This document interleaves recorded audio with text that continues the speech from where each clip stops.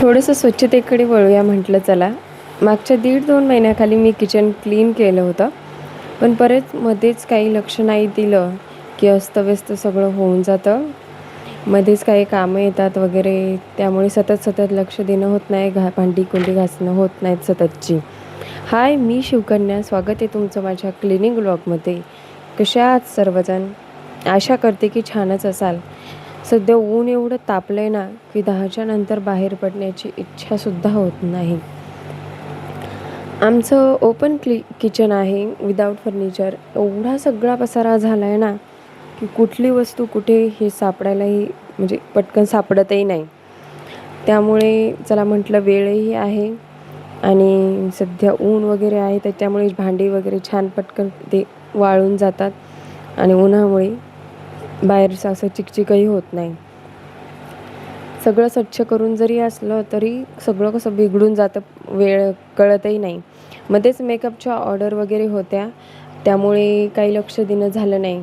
Makeup, mehndi वगैरे असं मध्येच कामं एवढे असले लग्नकार्य, तर प्रत्येक वेळेस भांडी वगैरे घासणं होत नाही एक्स्ट्राची. आणि 4 माणसं असली की हे सगळं व्हायचंच. त्यामुळे चला म्हटलं आता वेळही आहे, तोपर्यंत करून घ्याव्या. जाळे वगैरे थोडेच झालेले होते, कारण सतत जाळे वगैरे मी काढतच असते, झाडतच असते. त्यामुळे ते करायला जास्त काही वेळ लागला नाही आणि भांडेही सतत पुसत असते, नेमकेच घासलेले होते.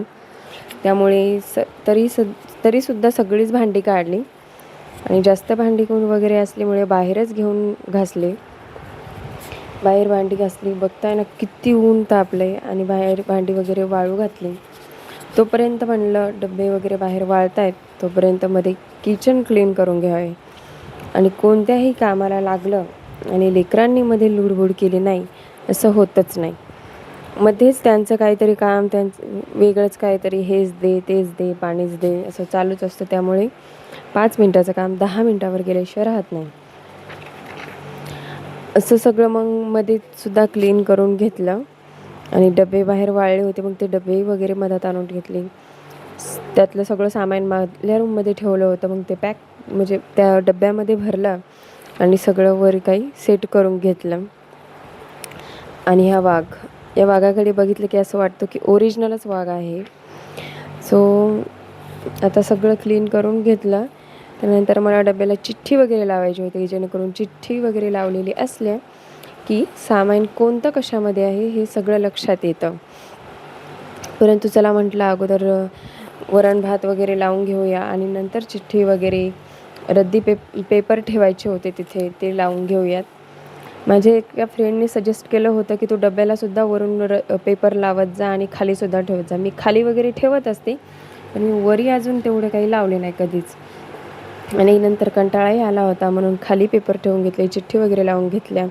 तोपर्यंत ताई म्हणाल्या तुम्ही फ्रेश व्हा, मी स्वयंपाक वगैरे बनवते. त्या सतत इकडे आल्या ना मला मदत करत असतात.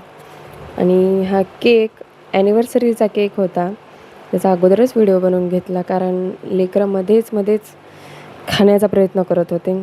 आणि मी फ्रेश झाले. आम्ही छानसं छोटंसं असं ॲनिव्हर्सरीचं सेलिब्रेशन केलं. म्हणजे लहान्या जोडीची ॲनिव्हर्सरी होती. लेकरांचं मध्येच केक खाण्याशीच संबंध फक्त. छानसं जेवण झालं आणि किचन असं पाहून मस्त फ्रेश वाटत होतं.